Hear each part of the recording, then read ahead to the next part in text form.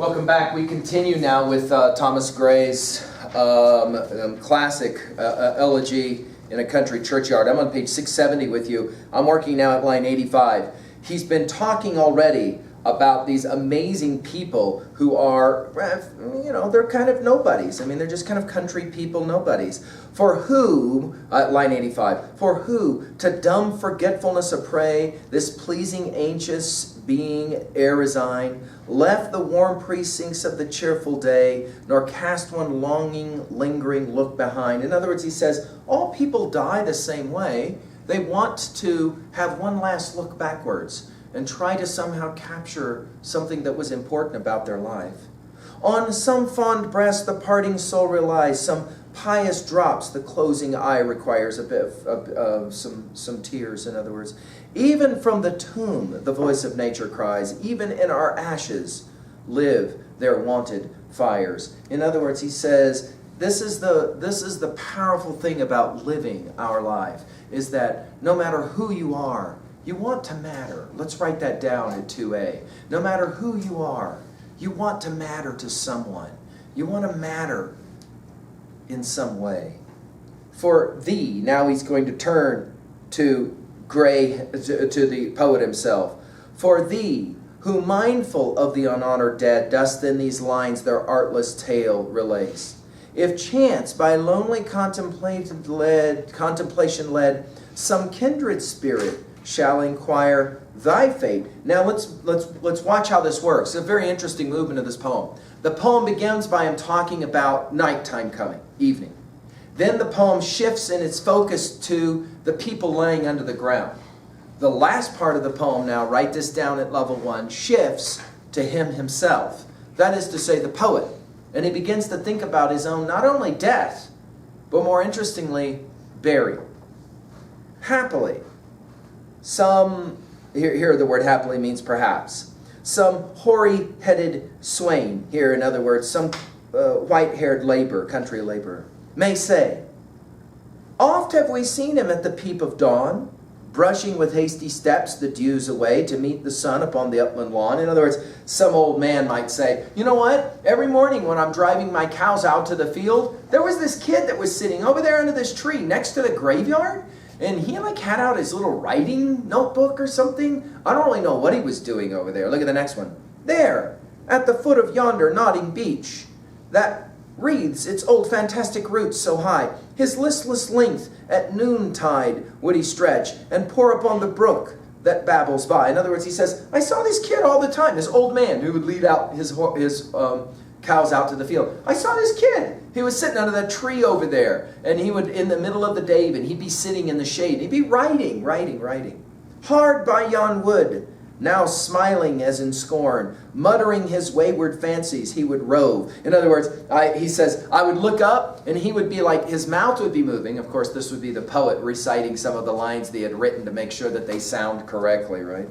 Now drooping, woeful, wan, like one forlorn, or crazed with care, or crossed in hopeless love. In other words, he says, I always wondered what this kid was up to, what he was about. Was he happy? Was he sad? Was he crazy? What was going on?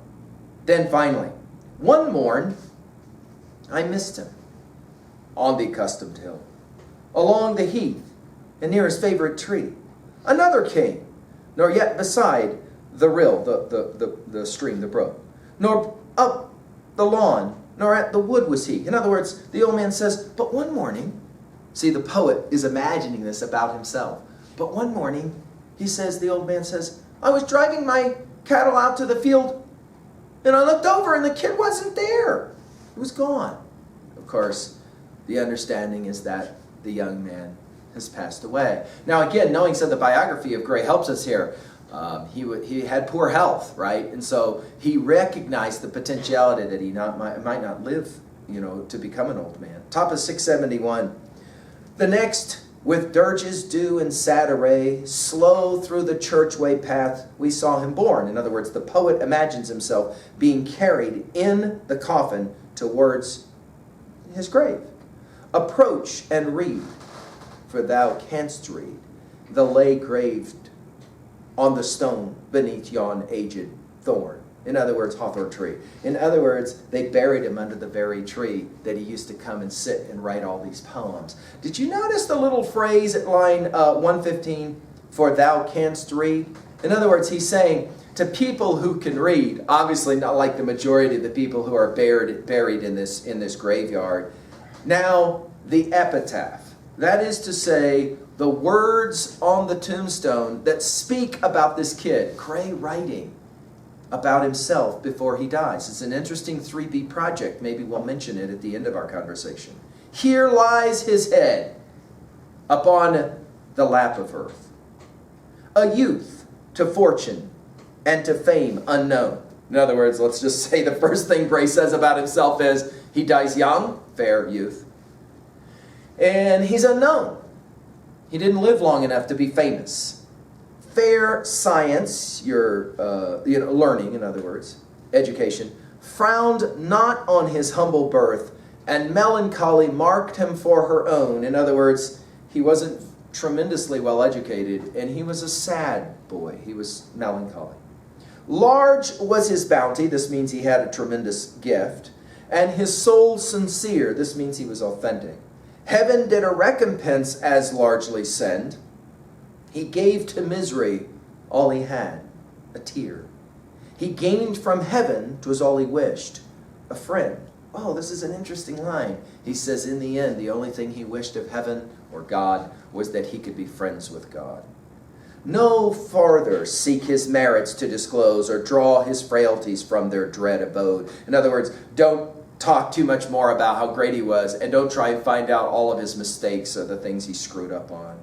There they alike in trembling hope repose, the bosom of his Father and his God.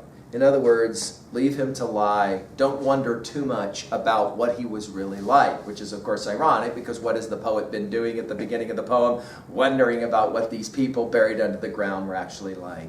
Let's turn now quickly, that we've done work at level 1. Let's turn to 2A really quickly.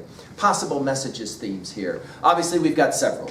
1, is there a difference in your estimation between, for example, growing up in the city versus the country? Here the poet seems to suggest there is a difference between the two, that in some ways we are our money, and ambition often is not going to be part of the individuals who grow up without a tremendous amount. Right. A second possible message here, of course, is that all people must pass.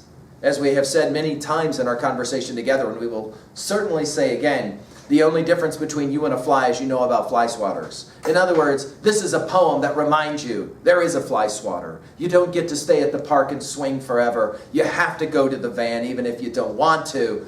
And the passing and the death is the great equalizer. Everyone is equal in the grave. Of course, at 2B, we've already pointed out a number of things here. Notice again the rhyme scheme. Notice the 4-line stanzas, the iambic pentameter. Let's jump to level 3, relationships to other texts. What is for you your favorite movie about graveyards, about being buried in a graveyard? That is to say, something important about the death and the burial of a certain person in the movie, in the TV show. What is your favorite video about death that reminds you that life is precious because you don't have it forever? Is there a song and the lyrics of that song are compelling to you for that reason?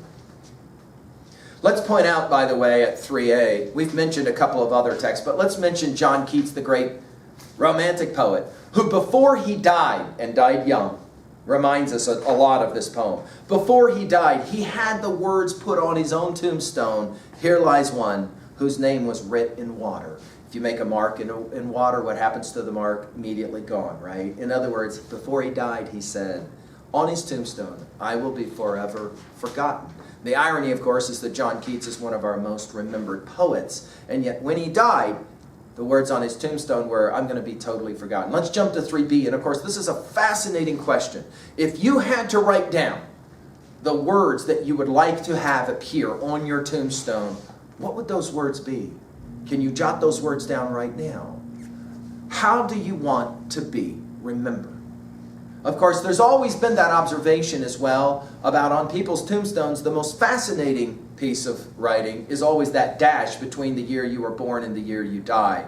What happened in that dash is, of course, what defines everything about your life. Well, there you go. Thomas Gray, Elegy in a Country Churchyard. Thank you.